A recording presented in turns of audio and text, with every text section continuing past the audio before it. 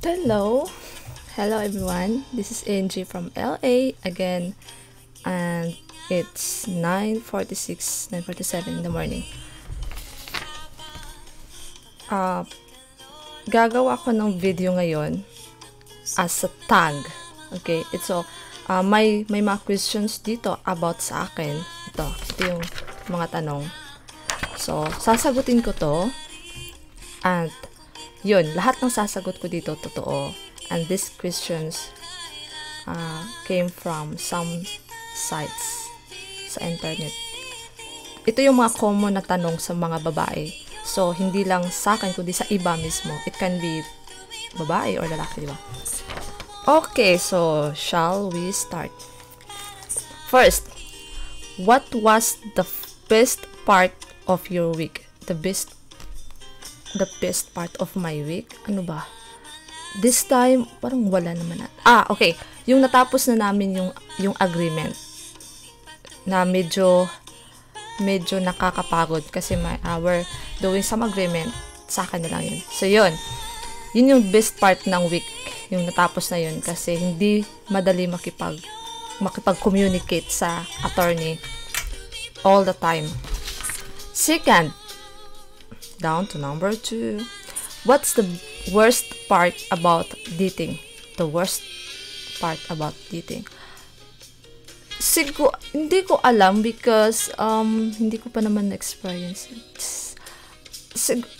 Siguro yung you're expecting na pupunta kayo sa ganitong lugar, na dadalhin kanya dito or sweet siya sa'yo, ganun. Pero at the end, mapa-found out mo na hindi naman pala. Siguro yun.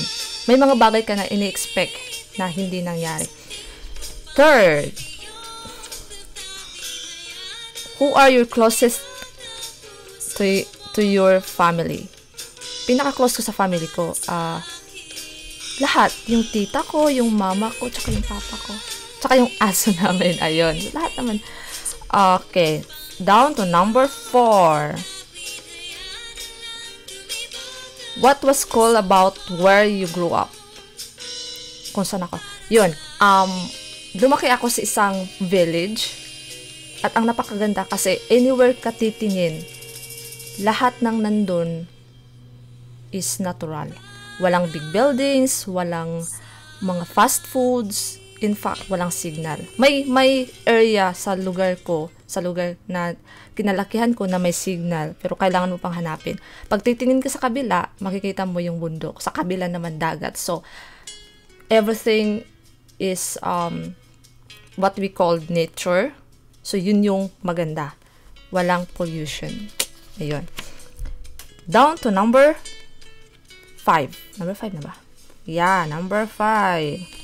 Who are your closest friends? My closest friends are first, si Catherine. Si Cathy. Lumaki kami ng sabay. Pareho kami ng school na pinupuntahan. Kilala ko na siya. Kilalang kilala na din niya ako. So, and then, next is my best friend, Chris Joy. She's in the Philippines and also Cathy is in the Philippines right now. Yun, naging close ko siya from the time na nag-high school kami until now. And then, yun, may tawagan kami. So, sila yung mga closest friends ko. Next, down to number 6. Number 6. Where would you go if you travel anywhere in the world? Yun, napakagandang tanong. Kasi, isa rin akong traveler. Yun nga lang, medyo hindi ganun kalayo yung mga Pero, yung nasa isip ko talaga is Paris first is Jerusalem, then Paris. Ayun. Gusto kong pumunta ng Jerusalem tsaka Paris. Please. Yun. Down to number 7. What's your favorite color? Yellow. Sign of peace. Tama ba? Hindi ko alam. Basta yellow. Yellow talaga. Basta yellow. Hindi ko lang alam kung ano yung. Basta gusto ko yung yellow. Next, down to number 8. What school activities did you do in high school? When I was in high school, gumagawa ako ng mga script. Nagiging writer ako. naging writer ako that time. Nag-participate din ako sa oration. Yung oration is parang nagkikwento ka or may parang something ka na binabasa na sobrang dami. Naalala ko yung sa akin is ganito kalaking papel. Parang ganito. Tapos back to back. Yun yung minimorize ko. And then also naging contestant ako ng declamation, which is magkikwento ka with different roles, different characters alone.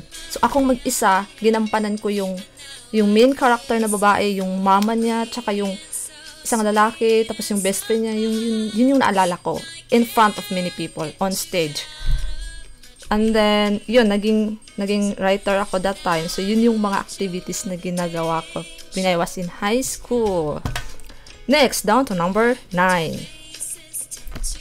What musical instruments could you play if you could?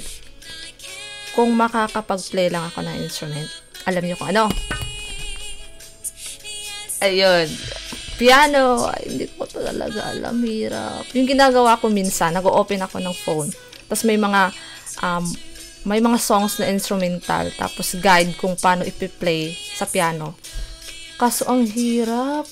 Almost give up na ako. Nahihirapan ako. Ayun. So, piano. Yung sagot.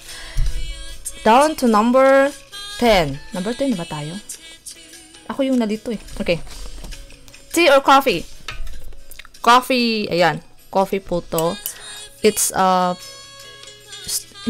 medyo strong coffee siya. Pero nilagyan ko ng coffee mate. Ayan. Yan yung kape ko. See? Okay. Next, hindi na ako magna-number kasi baka na-miss ko naman yung iba. Next, are you a cat or dog person? Both, cat and dog. When I was young, nung nasa elementary pa ako until high school, meron kaming 15 na cats. At nung lumipat kami ng Cagayan de Oro, nagkaroon kami ng 2 aso. Yung isa, si Queenie, nagkasakit. So, yun. Binuwian na siya ng buhay.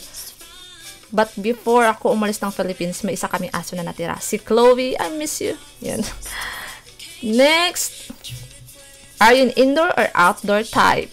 Indoor.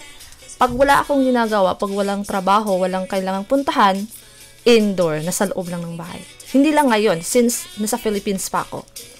Yun. Indoor type person ako. Next. Second to the last, favorite sport to play, volleyball and badminton. Yun yung sports. Yung badminton, nagpi-play na kami ng best friend ko na si Kathy since elementary. Pagdating namin ng high school, dun ko na-realize na marunong din pala akong mag-volleyball. Yun. Last question. Where would you go on vacation? Ayun, Jerusalem and Paris. Where would you go on vacation? Jerusalem and Paris. Pero by September, pupunta kami ng Florida. See you in Florida. Yun. Isa yun sa mga vacation places na gusto kong puntahan. So yun, Florida on September and hopefully soon, bata pa naman ako, Jerusalem at Paris. Okay, so I'm done. Yun yung mga tag, yun yung mga tanong tungkol sa akin as a girl. So pwede rin kayong magtanong sarili nyo tungkol doon. Pakinggan nyo lang yung video at isulat yung mga questions. So, you can ask those questions sa sarili niyo. Okay, so, thank you guys for watching. Bye-bye. At next time ulit, gagawa ako ng video for another palabas. Ayun. So, bye-bye guys. Thank you for watching.